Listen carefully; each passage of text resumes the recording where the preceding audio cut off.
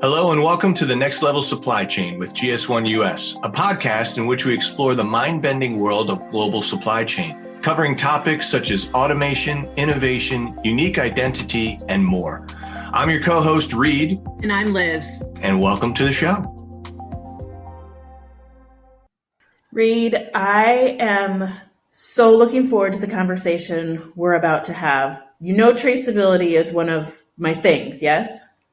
It's your thing. It's my thing, really and I come from a food background, so this conversation is kind of taking a little turn on that. We're going to be talking about a lot of other things than food. I've had the pleasure of talking to Jason and meeting him also at GS1 Connect this year, and I'm so excited to introduce Wholechain's co-founder, Jason Berryhill. Jason, welcome to the show. Thank you. It's great to be here. Awesome. So just let's get started. Tell us a little bit about Wholechain and yourself and how you came to be doing what you're doing today. Yeah, thanks. So kind of just a quick, maybe pre-background even to our company and how we formed and why we formed was my co-founder and I actually came from the mobile industry, and I was living and working in Indonesia for about 5 years. So back in 2014, the U.S. Department of State was doing a project where they were collecting data from small-scale fishers. This is the Department of State, the government of Indonesia, and the telco I was working for, which is like the AT&T of Indonesia.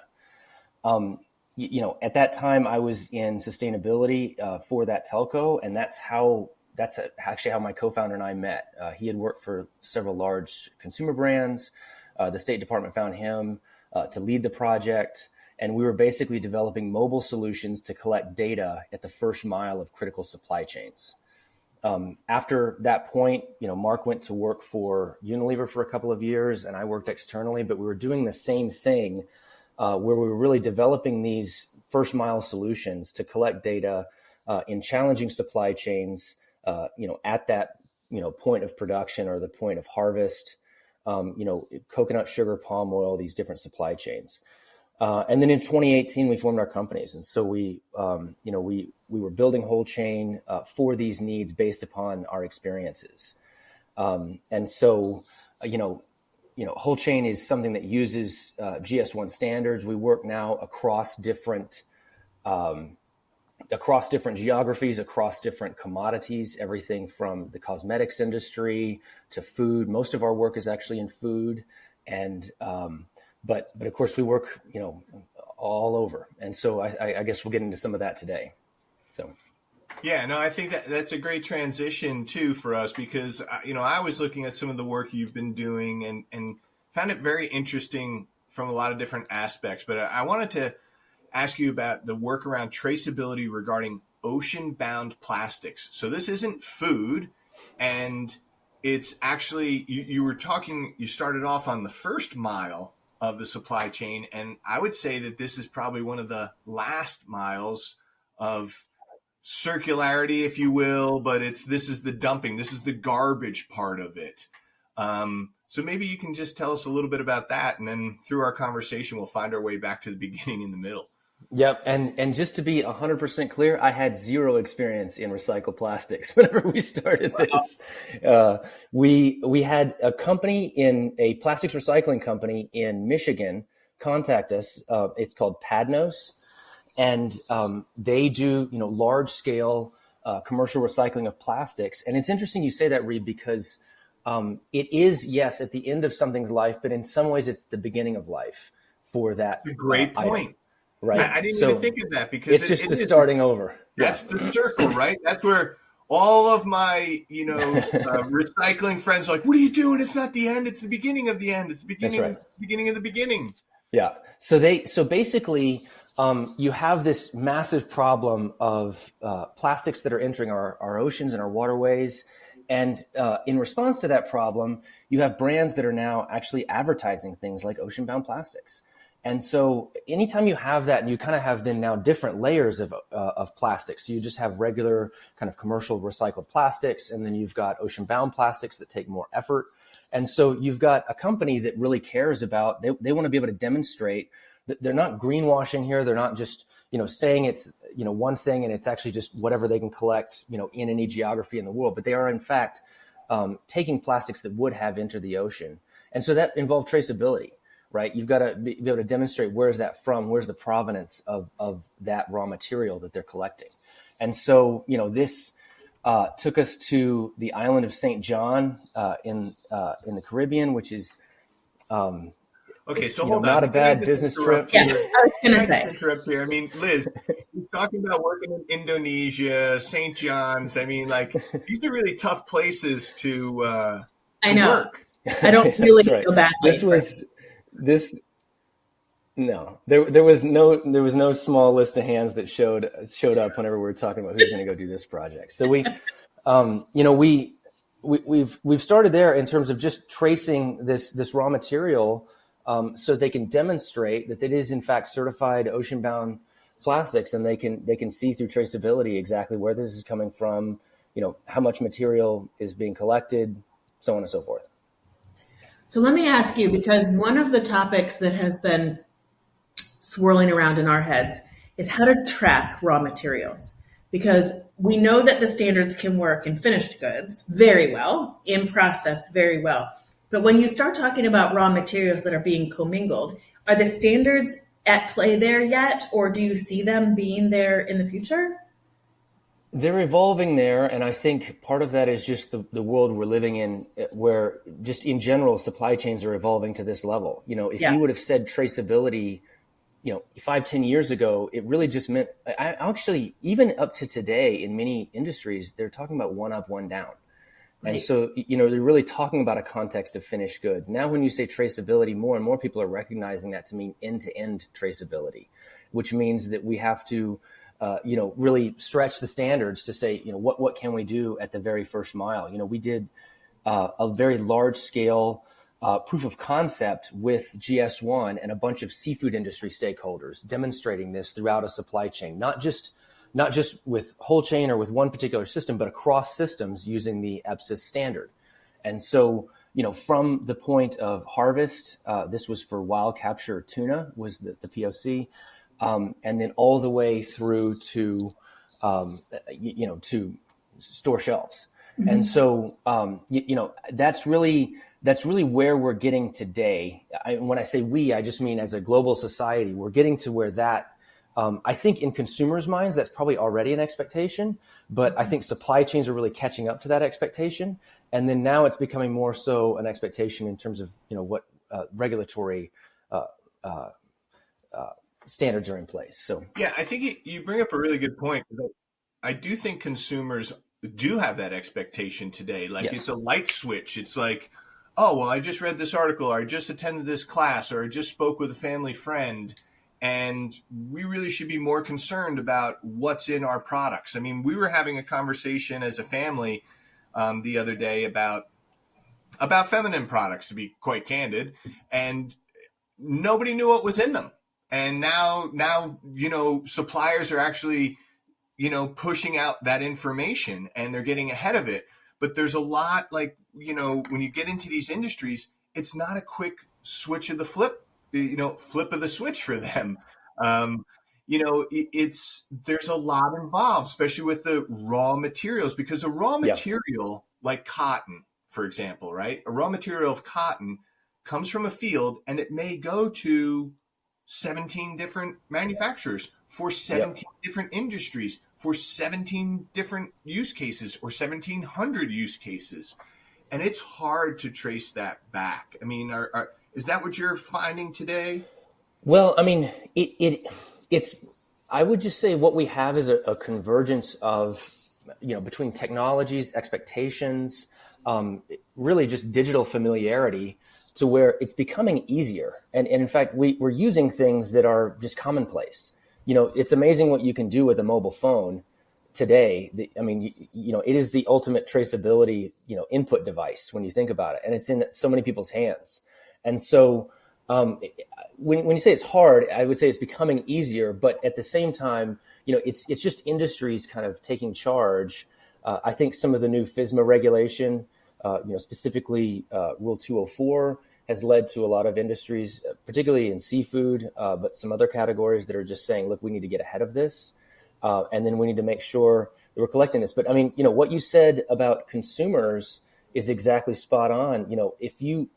When consumers find out that, on average, 20% of, consumer seafood is mislabeled, just blown away. What are you talking about? And in certain species, it's even higher than that. And this is on average, right? And so, and this is in the U.S., by the way. This is just a U.S. statistic. And so, you've got a lot of issues where consumers would already have assumed that the company they're buying from knows this information, and it's not necessarily so, but it's becoming more so, and it's becoming now table stakes. And in 5 years, it will be table stakes. That's my kind of conclusion. So what are the challenges that are out there that you're seeing from the folks that you're working with?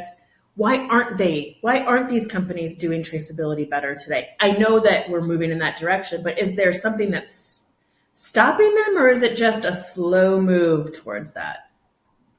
I think one thing that has always been there is kind of a question of accessibility at the first mile. Is this possible? Is the technology in people's hands that can make this happen? And that's a real question. And in fact, it's a question, people think of, some far off place like you were just mentioning, but it's a question, when you're dealing with, fishers in Alaska that have their hands in these, gloves, and they're kind of covered in slime after they've just harvested a bunch of salmon. It's not like they're yanking out their iPhone and entering in supply chain data. You know what I mean? And so you do have those challenges. I think a lot of the challenge though is change itself. And just it's developing that expectation and getting people comfortable with that change, that it can happen. And I honestly think part of the problem is, in fact, the traceability, the traceability sub-industry, because so often we set traceability as the goal, and that is the problem. That traceability isn't, in fact, the goal. It is the starting point. We need to be casting a much bigger vision than traceability. Traceability isn't like it's not going to give us any just on its own benefits. There are so many benefits that it enable. In fact, I would even argue it's an ecosystem of benefits that it can enable. And that's what we need to be looking toward. How do we, increase shelf life, increase quality? How do we decrease waste? How do we measure a carbon footprint, not just across a particular, stakeholder in a supply chain, but entire supply chain? All these different things, that's what we need to be looking at, not can we do traceability? If that's the end goal, then people will say, yeah, we can, we'll put it in our 2040 goals. Right. And it just never gets done. Those are great points. I like the traceability is the starting point, and it's an ecosystem of benefits. I mean, that's a very good point. And I loved your visual of being on a boat deck with rubber gloves on or no gloves, but it's slimy. And it made me think of oh, wow, maybe, computer vision with smart glasses will change this. And then I'm like, oh, well, how do they deal with all the ocean spray of water that's coming onto the boat and covering their glasses? There's always a challenge. And, I've been in IT for close to 30 years now, and everyone looks at IT as oh, the silver bullet, it's going to change this. Blockchain is going to solve everything. And I'm like, they're incremental, and sometimes they're big enhancements and big fixes, but it's never our silver bullet. It's always, multiple things. I wanted to keep moving along here because I was reading some other stuff that you all were doing with some interest in the work around beef, soy, and leather. What does that look like, and what are the goals with the initiatives? Maybe you can kind of give us a little background on some of the work you're doing there, and then, some of the goals and initiatives that you're pushing through and working on. Yeah, so we've, let's see, it was last year that we started working with a group. Well, it was actually before that we started working with a group called Haver Consulting. They're down in Brazil. And then we began working with IDH, which is the Sustainable Trade Initiative out of the Netherlands.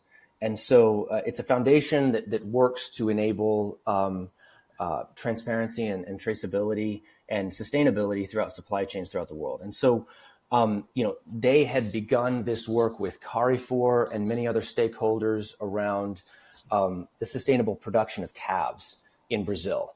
And so as a result, you trace the beef, and you're effectively tracing the most challenging part of leather. But you're talking about very, sensitive geographies, because you're looking at, where we're working is the Amazon biome. And so, we're there in Mato Grosso, Brazil, which is, just kind of the center of where there's a lot of deforestation that has happened and is happening. And so you ask yourself, how do we solve this problem? Because I remember this problem when I was in elementary school being talked about, and it was like, it's critical. If we don't solve it today, this is, a problem that's never going to be solved. And, right. and it's the same things. If I'm correct, they refer to that area of the world as the lungs of the exactly. planet. Yeah. And so, but today it's still a problem. In fact, it's worse today. Deforestation is worse today than ever before. Despite all of our technology, we have things like satellite monitoring, all these things. And one of the issues is that one of the critical issues, in fact, is traceability. Because if you have a sensitive area and you cannot trace where the production is coming from, then you can't reward good stakeholders for not deforesting. And you sort of have to punish all actors with what happens now, which is brands they'll basically just embargo the area. And they'll say, we don't buy from that whole area, which basically it drives the price down to the lowest commodity actor, which is going to buy anything out there on the market, which is going to do absolutely nothing. In fact, in my opinion, it's going to actually exacerbate the problem and get exactly where we are today. But if you have traceability, what can happen is brands can actually engage in those regions, and they can specifically say, no, we're not avoiding the region. We're doing the exact opposite. We're buying from the region. In fact, we're tracing to the farms, all this, whether it's a leather, a brand that uses leather, beef, whatever, we're tracing to the farms so that we can, in fact, reward those stakeholders who are not deforesting, and we can actually stop the problem where it is happening right now. Because otherwise, we're just kind of punishing all people equally in one particular area, and it gives them no other choice but to start saying, okay, I have to harvest the rest of my land. I have to feed my kids. That's a great. I never thought of it that way, but it's what you're saying is when we abandon the region, it's kind of like throwing the baby out with the bathwater. Correct. That's very interesting. Yeah, and it in fact makes the problem worse. Exactly, but with having traceability, we can start to improve upon the situation in the area and actually address the problem instead of turning a blind eye and walking away. Because when you walk away, it drops the commodity down, and then people do whatever they want. Cheapest, this is where people not following regulations and rules and, trying to, circumvent the system. Yeah. I mean, and that's where you have great brands that engage with the problem, right? As opposed to avoiding the problem. So, there are some brands that they want to be able to just say, hey, look, I don't have my hands on this. And so it's not a problem anymore, but it is a problem. And there are some that are actually taking the exact opposite approach. So with beef and leather, that's one thing. And then in similar biomes in the region, you have soy. Soy is something that goes into everything. I mean, soy goes into so many different, of course, actually it's shocking what all the cattle industry goes into, all the different products. It goes into tennis rackets. I didn't realize that. I don't know how it does, but it does. So, but soy goes into everything. One of the main uses is animal feeds. And so, you wouldn't necessarily connect, I don't think today, but I do think in the very near future, people will, but I don't think you necessarily connect your Norwegian salmon with deforestation in the Amazon, right? But what you have is one of the main uses. It goes, if you ask a farmer in Mato Grosso, who is your customer, that in their mind space, even though it represents only 13% of the export market is, to Norwegian aquaculture, they would say, yeah, no, Norwegian salmon, that's our customer. And so in their mind space, that's kind of what's happening there. And so, Wow. Now you have aquaculture companies that are saying, okay, we want to be able to invest not just in our supply chain ensuring sustainability, but the supply chains that feed into our supply chain, namely soy. And so, that again, it comes back to, and again, soy goes into, pet food, any type of animal feed it touches. So generally. It's just a lot, right? Like the things that we don't think about as consumers, maybe we don't think about them because it's just not something that we've had to, but yet has so much of an impact on the entire world. And so much of the work that you're doing, it seems it's global. So you're working with the Netherlands, but you're working with Brazil and all of these different places. How can this improve the way that all of us from a global perspective are working together? Does traceability solve it? Does it open the door? Does it unlock different answers? Well, I mean, absolutely, because what it does is it adds a layer of specificity to the even just the questions that we're asking. On one level, even just tracing back to the farm or vessel, when it comes to traceability, then you're able to measure down to the farm or vessel. But I think we're getting to a point where it's even beyond that. We've worked through partners this year with using satellite monitoring for shrimp farms.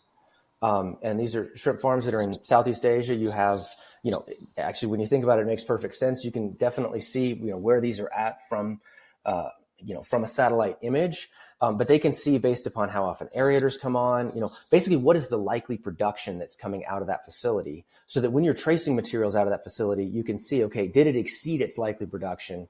And therefore, if it's a certified facility, is it exceeding what it should be? Is it backdoor buying effectively? Anytime you have something that it should be producing whatever, 10 tons of material, and all of a sudden it sells 400 tons of material, that's an issue for things like certification. And so, are we tracing that? That begins the conversation of, can we validate, that supply chain? But beyond that too, I mean, there's sensor inputs, there's so many different things that now we can do. But again, traceability, it's the start of the journey. It is the track the train can run on. Yeah. And so you really have to have that as the foundation. So maybe for our audience, because I think some of them might be asking right now, so how does Wholechain actually play into this? What exactly is Wholechain doing? Is it, what's the solution look like? What part does it play? Maybe you can give the audience a little bit on that. Yeah, there's two main things that we do. One is traceability, which is really, as the name implies, whole supply chain is really meant to be tools for the whole supply chain. And so we do use a lot of different, kind of buzzword technologies. We definitely use blockchain. We use, other things like that. But we try not to focus on those because, again, if you ask the farmer in Madagascar about what they think about blockchain, they're really not going to care. It's really just a question of benefits. And so where are those benefits? But what we really focus on our piece is accessibility.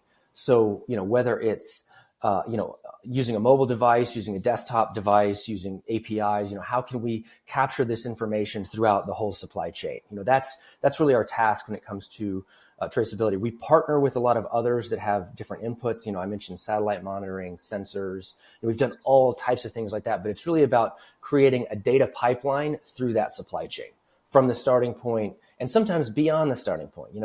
It's not just from the shrimp farms. It's actually the feed that goes into the shrimp farms that goes into, so on and so forth. That's one side of our business. The other side, we do consumer transparency. So the ability to scan a QR code on pack and then see more information about that product. But again, that service begins with traceability because you can only tell that story as much as you know it. And so, that's really the crux of what we do. We're always having to explore new ways to do things because we're working in, you mentioned earlier, we're working in some challenging geographies.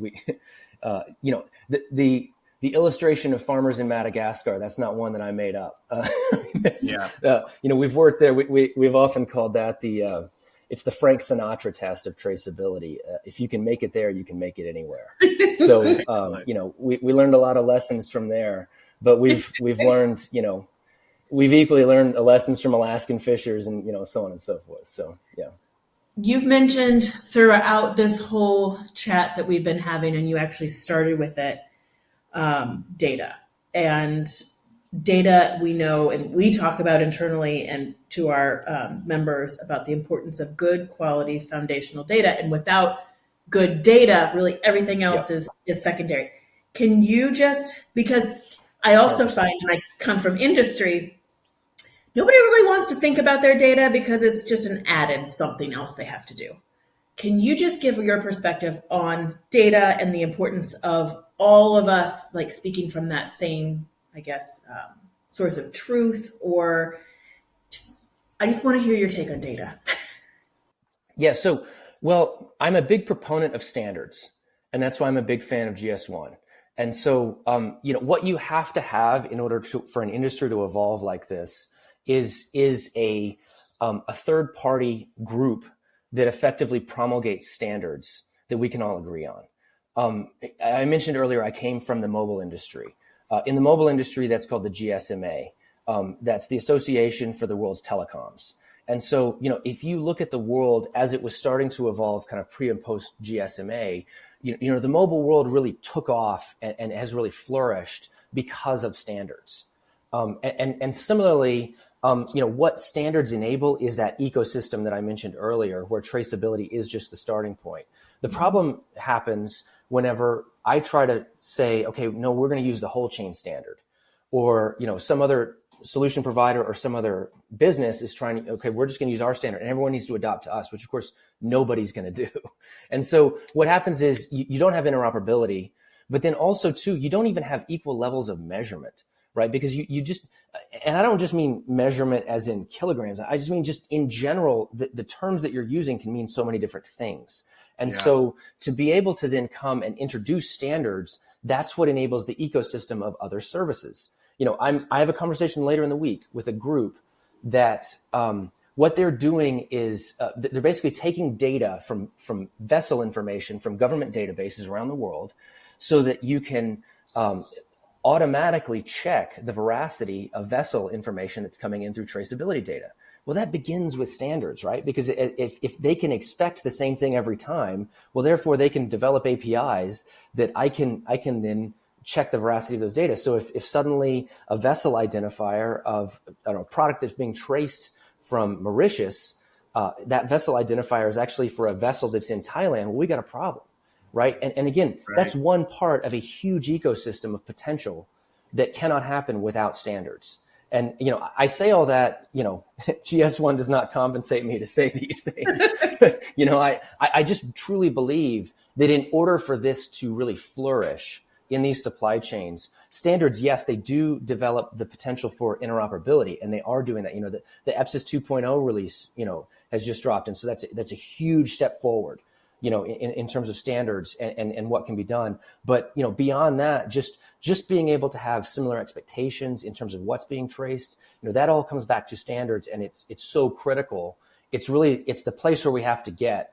And I would say that's kind of the next big kind of stepping stone to the world just getting to a very different level in terms of how we're measuring and what we're measuring.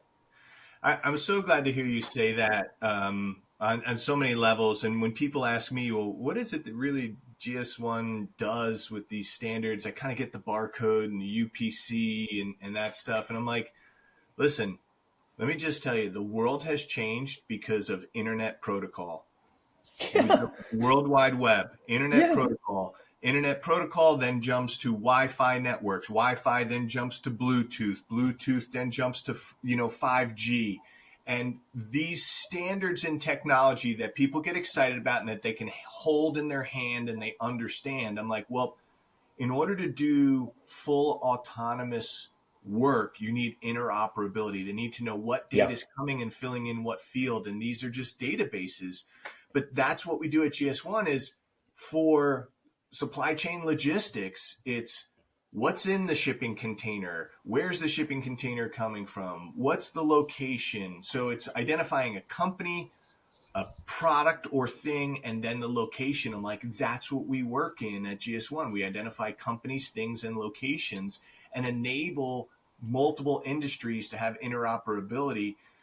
And supply chains are not linear. Liz and I talk about this all the time. Supply chains are a web.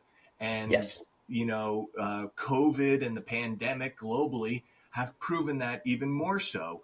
We had it before with natural disasters, but they didn't last that long, right? And so I'm just so, I get jazzed, but it's not easy. It's, you can have standards and multiple different standards. You've talked about multiple different standards on the show today. You can still have interoperability with them. And people are like, what are you talking about? I'm like, electricity.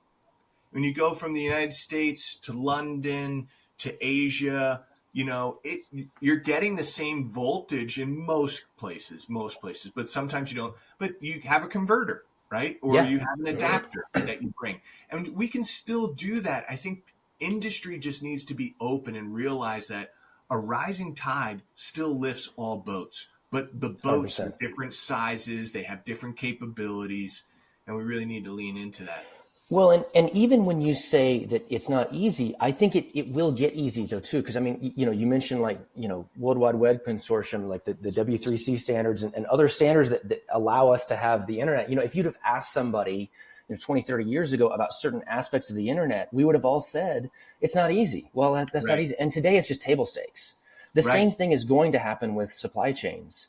And actually that's I would say the biggest takeaway for brands and companies is this is going to be assumed. If you would have asked, iPhone 1, if you would have talked to an engineer, they would have said, gosh, touch screens are not easy. Well, now they're just everything. Everything is a freaking touch screen. I love where you're going with this. I totally love where you're going with this, because the touch screen telephone was like, what are they thinking? They don't even have buttons. And it was a game changer. I was involved with that back in the day, and you're getting show super my excited. son. I mean, here's an example. Show my son a non-touch screen device. Give it to, and he's going to start messing around with the screen and say, this freaking thing's broken. Right. Because it's not touch screen. But again, there was a point where touch screens weren't easy. And I think we're in that point where we're looking at traceability and saying, well, traceability is not easy. It is going to be table stakes.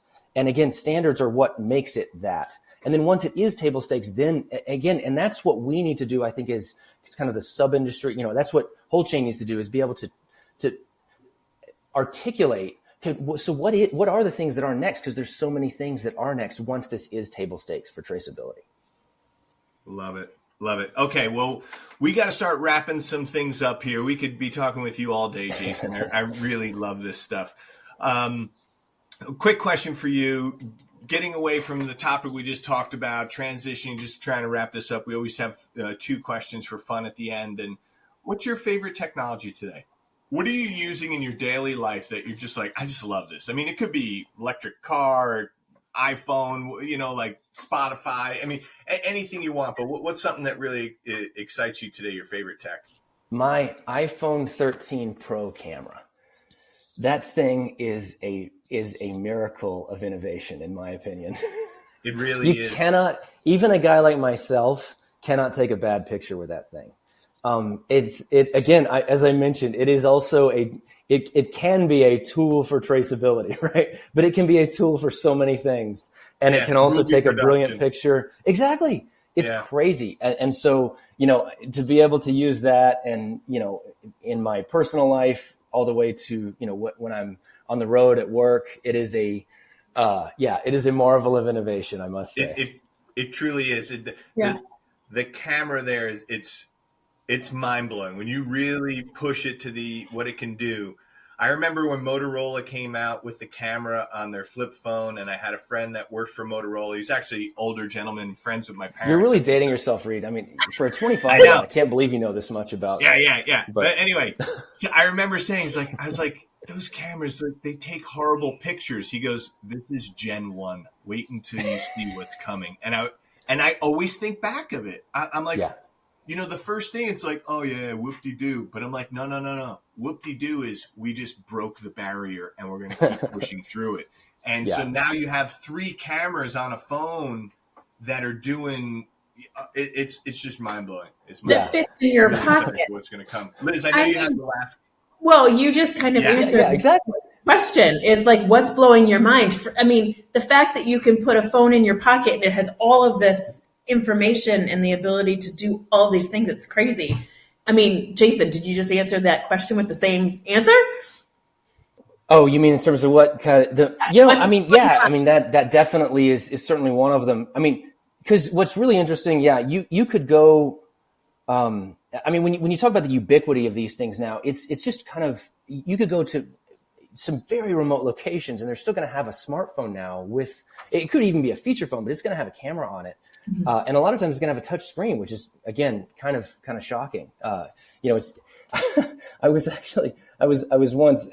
in Morocco and we were, it's a long story. It's a personal trip, not a work trip. I was on a camel trek in the desert, right? And we're walking along and it's just kind of this iconic scene. And we have this guide who's got this, this Berber garb on and we're walking through and all of a sudden just, what's up, man? He's just picking up the phone and talking. it so ruined the moment for me, because I kind of had different visions of what was happening there. But right, Knights of Arabia versus somebody on the corner of New York City. Yeah. He was probably selling something on eBay. I don't know, but it was. I love it. It is kind of mind blowing when you think about it. So I love it. Well, we got to wrap up today's show. And Jason, I just want to thank you for being with us and sharing some of the stories and just talking with us through the stuff. And I mean, you just a couple of quick things like recycling. It's not the end. It's the beginning. It's the beginning of a life for a new product from an old product. I just love that. Keeping that circularity. You kept me honest there. Thank you for that. Traceability is the starting point, and it's an ecosystem of benefits. This one, I just had to throw it in there, but, Madagascar, it's the Frank Sinatra of traceability. If you can make it there, you can make it anywhere. I was like, it really got visions going in my head. And then you just left us with, at the really end here is traceability. It's going to be table stakes. Right, you're going to have to be able to play in that game. So, thank you again for being with us. We really, really enjoyed having you on the show today. Thank you for joining the Next Level Supply Chain with GS1 US. If you enjoyed today's show, you can subscribe to our feed or explore more great episodes wherever you get your podcasts. Don't forget to share and follow us on social media. Thanks again, and we'll see you next time.